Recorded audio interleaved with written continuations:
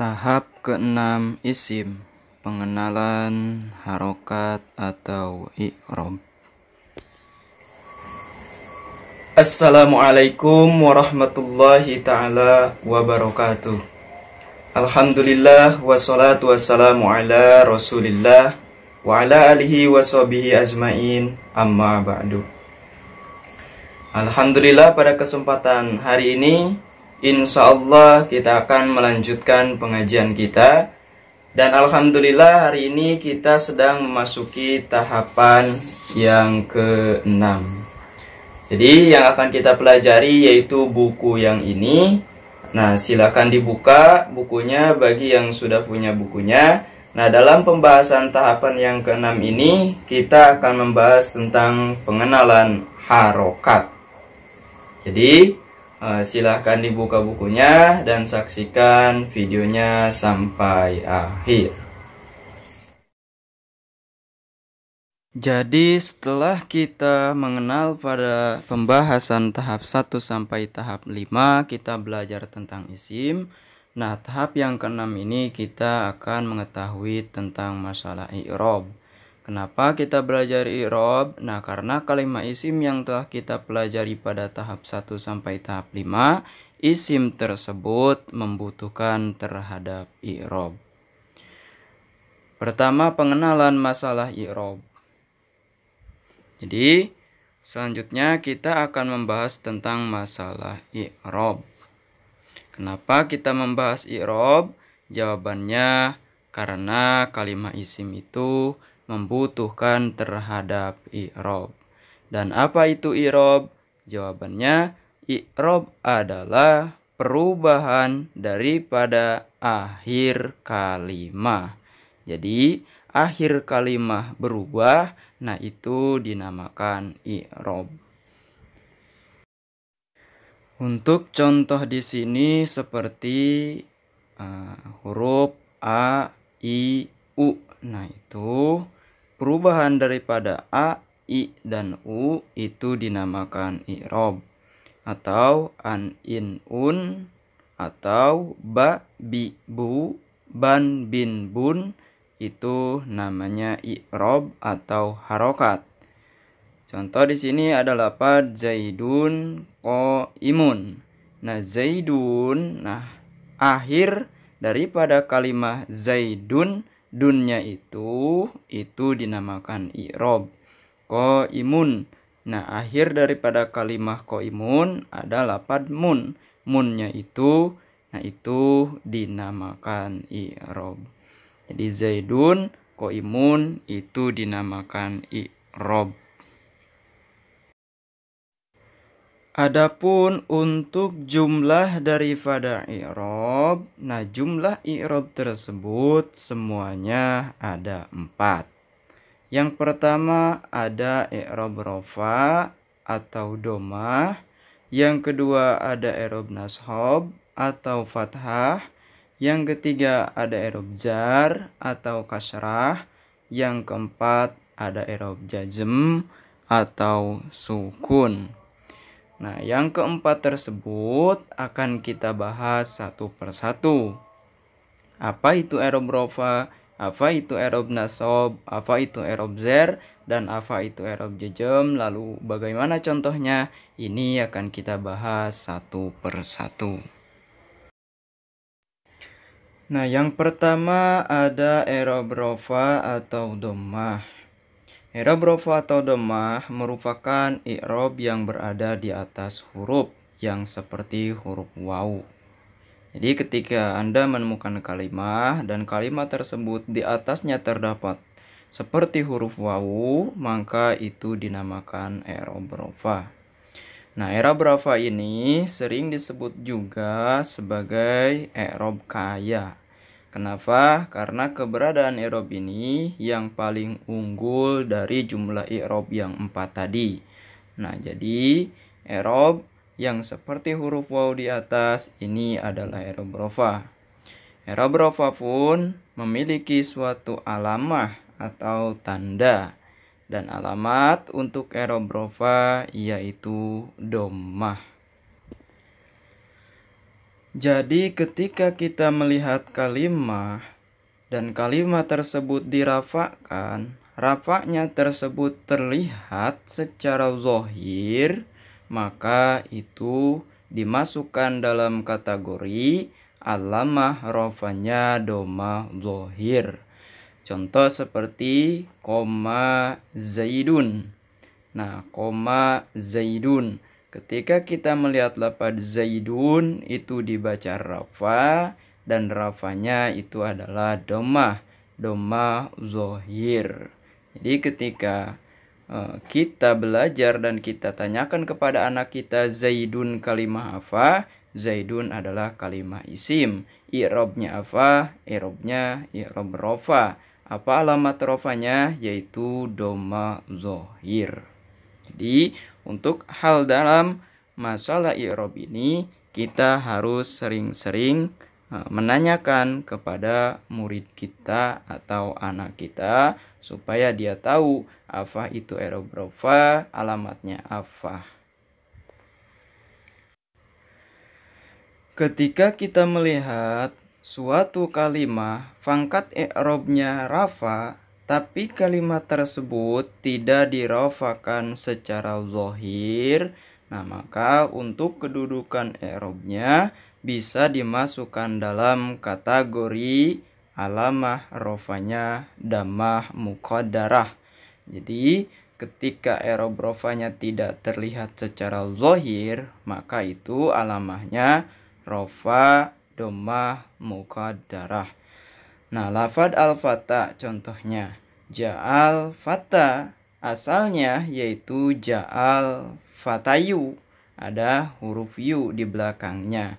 Nah, ini tidak bisa dibaca rafa secara zahir. Kenapa? Karena lafad yang terakhir huruf iya itu merupakan huruf ilat atau huruf yang tidak sehat. Jadi tidak boleh dibaca secara zahir, melainkan harus dibaca secara muqaddarah. Jadi ini adalah rofanya dhammah muqaddarah. Nah, jadi al-fata ja'al fata, fata itu termasuk kategori dhammah muqaddarah. Nah, karena hakikinya lafad al-fata yaitu al-fatayu. Jadi selain daripada itu, dalam i'rab pun ada yang disebut tanwin atau ten, harkat dua. Nah, jika ten ini mendiami di i'rab rafa atau domah, maka dinamakan domah ten. Contoh zaidun. Nah, zaidun i'rabnya i'rab rafa, alamat rafanya domah dohir. Jadi alamat rafanya domah dohir. Nah, untuk pangkat i'rabnya domah tain. Jadi untuk pangkat i'rab domahnya yaitu domah tain. Al-fatayu i'rabnya rafa tapi bukan domah tain. Jadi dalam domah terbagi dua lagi, ada domah biasa dan domah tain. Domah tain itu harkat dua. Nah, demikian itu untuk masalah i'rab rafa. Hasil i'rab rafa itu ada yang alamahnya rafa domah dohir, ada yang alamahnya rafa domah muqaddarah. Untuk yang selanjutnya ada i'rab nashab atau i'rab fathah. Yang kedua, i'rab nashab atau fathah. I'rab nashab atau fathah merupakan i'rab yang berada di atas huruf yang seperti garis miring. Nah, i'rab ini sering dinamakan juga atau disebut juga sebagai i'rab sederhana. Kenapa? Karena keberadaannya di atas, tetapi tidak mengungguli kepada i'rab rafa. Jadi, i'rab nasab atau fathah nama lainnya i'rab sederhana. Untuk contoh i'rab nasab, contohnya seperti lafaz ra'aitu Zaidan. Nah, bisa kita lihat lafaz Zaidan di situ dibaca fathah atau nasab. Jadi, ketika kita tanyakan Zaidan kalimah apa, maka Zaidan adalah kalimah isim. I'rabnya apa? Yaitu i'rabnya fathah.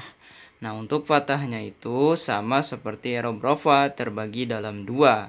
Ada fathah zahir, ada fathah muqaddarah. Jadi, Zaidan termasuk i'rab nasab fathah zahir. Lalu dalam nasab pun, dalam i'rab nasab atau i'rab fathah pun ada yang nasab biasa dan ada yang nasab tain. Nah, Zaidan i'rab nasabnya i'rab fathah nasab, yaitu secara zahir dan tain. Kalau tidak secara tain seperti az-zaida, hanya az-zaida. Kalau tain Zaidan. Nah, inilah i'rab yang kedua, yaitu i'rab nasab. Untuk yang selanjutnya ada i'rab jar atau kasrah. I'rab jar atau kasrah. I'rab jar atau kasrah merupakan i'rab yang berada di bawah kalimah yang seperti garis miring. Jadi i'rab ini adanya di bawah kalimah seperti garis miring. I'rab ini sering disebut juga sebagai i'rab miskin karena keberadaannya ada di bawah kalimah.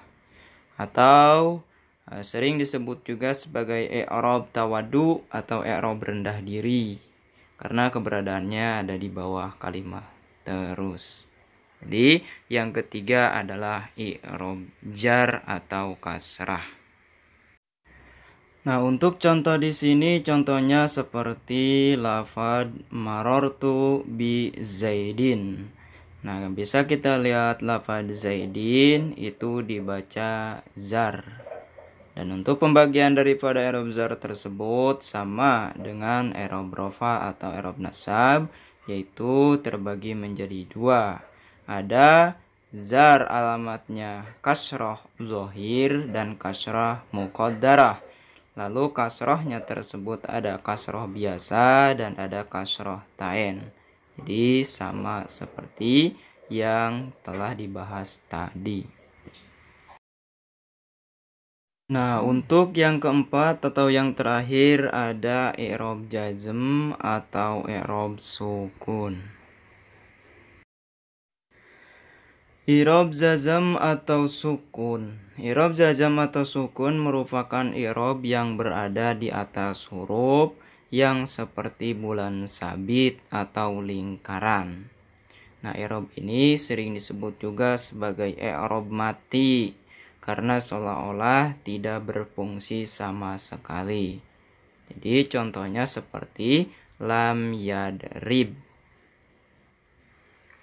Nah, bisa kita lihat lam yadrib. Yadrib itu i'rabnya i'rab sukun karena seolah-olah dia tidak ada i'rab sama sekali, atau i'rab jazm. Di dalam i'rab jazm ini yaitu ada dua alamah. Pertama ada alamah jazmnya sukun dan juga ada alamah jazmnya hadzfu atau membuang. Nah, jadi dalam i'rab jazm itu alamah jazmnya sukun dan alamah jazmnya hadzfu. Nah, mengenai i'rab yang telah kita bahas tadi, rofa alamahnya domah, nasab alamatnya fathah, jar alamatnya kasrah, jazm alamatnya sukun. Nah, itu semua yang empat itu merupakan i'rab bangsa asal atau bangsa asli. Kenapa? Karena dalam i'rab pun ada yang bangsa cabang atau bangsa rantingnya, pembagiannya. Nah, hal ini akan kita bahas nanti, yaitu di tahap-tahap yang akan datang. Jadi intinya rafa, dhammah, nasab, fathah, jar, kasroh, jazm, sukun itu i'rab bangsa asal. Nah, alhasil dari pembelajaran kita bahwa i'rab itu ada 4, yaitu rafa, nasab, jar, dan jazm. Rafa contohnya ja'a zaidun, jaidun. Nasab contohnya ra'aitu zaidan, yaitu dannya. Marartu bijaidin untuk contoh i'rab jarnya. Lam yadrib untuk contoh i'rab jazmnya atau i'rab sukun. Nah, lalu untuk selanjutnya kita akan membahas tentang i'rab kalimah isim. Jadi setelah kita mengetahui i'rab ada 4 tadi, maka selanjutnya kita akan mengetahui yaitu i'rab yang dibutuhkan oleh kalimah isim. Nah, adapun i'rab yang dibutuhkan oleh kalimah isim yaitu hanya 3. Pertama i'rab rafa, yang kedua i'rab nashab, yang ketiga i'rab zar. Berarti kalimat isim ini tidak yaitu memiliki atau tidak ada isim yang dibaca jazm. Jadi i'rab jazm itu bukan milik daripada i'rab isim. Nah, maka kita sebagai guru, kita harus rajin-rajin menanyakan kepada murid kita atau anak kita tentang masalah i'rab yang telah kita pelajari tadi. Caranya seperti ini. Contoh di situ ada lafaz zaidun, zaidun. Maka bila ditanyakan, kita tanyakan kepada murid kita, zaidun kalimah apa? Jawabannya adalah kalimah isim. I'rabnya apa? Yaitu rafa. Apa alamat rafanya? Yaitu dhammah. Jadi dalam hal ini kita harus sering-sering menanyakan kepada murid dan anak kita supaya tanggap dalam mempelajari i'rab tersebut. Contohnya akan saya ajarkan seperti di ayat berikut. Nah, jadi contohnya kita tanyakan pada ayat-ayat Al-Qur'an atau kitab kuning. Contoh di sini ada surat Al-Humazah. Bismillahirrahmanirrahim. Wailul likulli humazatil lumazah. Nah, kita tanyakan wailun. Kalimat apa wailun? Terus likulli humazatin. Likulli. Kulli. Nah, kalimat apa? Humazatin, kalimat apa? Lumazatin, kalimat apa? I'rabnya apa? Apa alamatnya? Jadi seperti itu. Nah, kalau kita melihat buku masih banyak di situ, contoh-contohnya ada dalam surat-surat yang lain juga. Jadi silakan kita berikan materi yang telah ada di buku itu atau buku tahapan yang ke-6 ini untuk diajarkan pada murid-murid kita atau pada anak kita. Nah, demikian itulah pembahasan tahap yang ke-6 kita. Semoga dalam pembahasan tahap yang ke-6 ini dapat dipelajari dan dimengerti. Kurang lebihnya mohon maaf. Wabillahi taufiq wal hidayah. Wassalamualaikum warahmatullahi ta'ala wabarakatuh.